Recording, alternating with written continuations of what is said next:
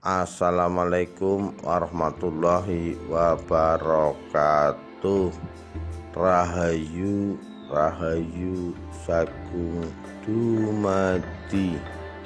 Dendam sang putra mahkota calon Amangkurat II kepada ayahandanya sendiri Amangkurat I.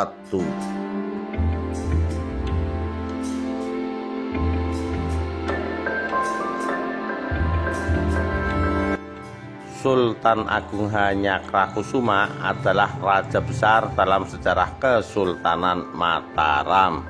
Pahlawan nasional ini dua kali menyerang maskapai dagang VOC Belanda di Batavia, meskipun gagal.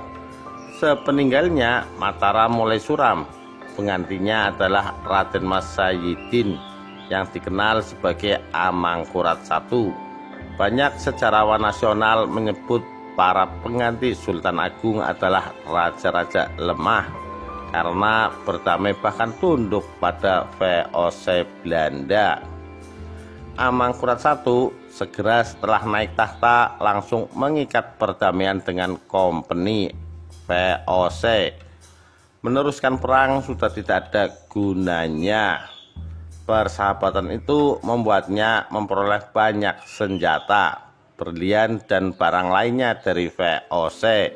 Sebaliknya kepada VOC, Amangkurat I kirimkan kayu dan beras. Sebagai raja yang tinggal di keraton, hidup Amangkurat I tak jauh dari perempuan. Dunia laki-laki di keraton tak jauh dari harta, tahta, dan tentu saja perempuan. Soal perempuan, kebanyakan raja punya selir banyak. Menurut para Kitri Simbolon, dalam Menjadi Indonesia 2006, Amangkurat I punya lebih dari 40 selir. Selain selir, tentu saja Ratu Kulon Putri Pangeran Pekik dari Surabaya sebagai permaisurinya. Ketika masih berstatus putra mahkota, dia telah terlibat skandal yang melibatkan istri seorang abdi dalam senior, Tumenggung Wiraguna.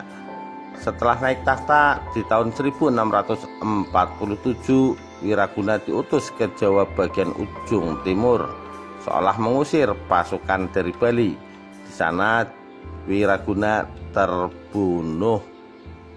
Dari rahim Ratu Kulon, Amangkurat I punya anak, Raden Mas Rahmat. Karena Ratu Kulon meninggal dunia, sedari kecil Raden Mas Rahmat tinggal di Surabaya bersama Pangeran Pekik, kakeknya, yang teramat sayang padanya. Ratu Kulon jelas bukan satu-satunya perempuan dalam hidup Amangkurat I. Ada Ratu Malang, selir kesayangannya. Sebelum jadi selirnya, perempuan ini adalah istri seorang dalang. Ketika Ratu Malang meninggal dunia pada 1667, konon karena diracun, dengan penuh sakwasangka 40 selir lainnya dibunuh. Ia curiga kematian itu dipicu oleh rasa cemburu para selir. Kehilangan Ratu Malang membuat punggawa sang raja berkelana mencari pengganti Ratu Malang. Ditemukanlah gadis belia bernama Rara Oyi di daerah sekitar Surabaya. Namun ia belum cukup umur. Ki Mangunjaya, ayahnya, merelakan anaknya untuk dijadikan selir raja. Karena masih kecil, perawan itu dititipkan kepada satu keluarga bangsawan. Rara Oyi dititipkan ke pembesar setempat, Tumenggung Wirareja. Belum sempat memetik Rara Oyi sebagai selirnya, Raden Mas Rahmat yang sudah jadi putra mahkota Mataram bertemu gadis yang beranjak dewasa. Kecantikannya membuat putra mahkota mabok kepayang. Pangeran Pekik tahu apa yang dirasakan cucunya. Dia tak tinggal diam atas apa yang dirasakan cucunya. Dia mempertemukan cucunya dengan Rara Oyi yang sedianya akan dijadikan selir mantunya. Mengetahui hal itu, Amangkurat I marah besar. Tanpa ampun dia perintahkan kaki tangannya untuk menghabisi Pangeran Pekik dan keluarganya.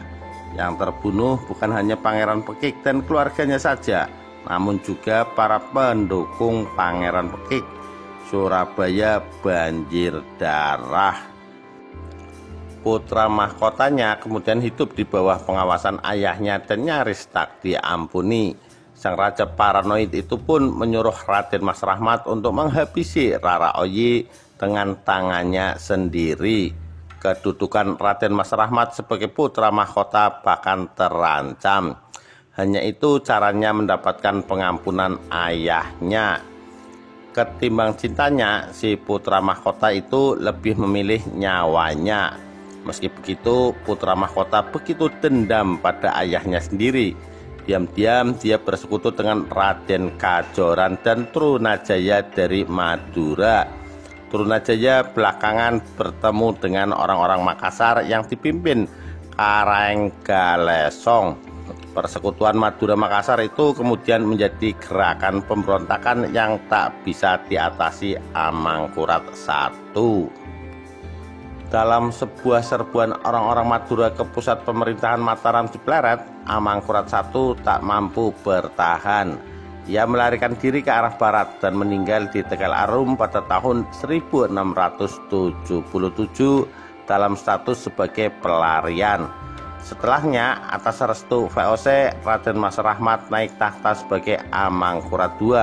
Pada akhirnya Amangkurat II sendiri yang menghabisi Trunojoyo sekutunya dulu, lagi-lagi dengan bantuan VOC. Cerita permusuhan bapak anak di keraton tak hanya terjadi di Mataram. Di Banten ada permusuhan antara Sultan Ageng Tirtayasa dengan anaknya Sultan Haji. Mereka berebut tahta. Si anak bersekutu dengan VOC juga untuk merealisasikan kehendaknya.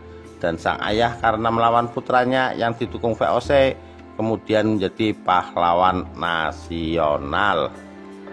Demikian sekilas permusuhan antara Sultan dan putra mahkotanya. Sekian, terima kasih. Wassalamualaikum warahmatullahi wabarakatuh. Rahayu Rahayu Sagung Dumadi.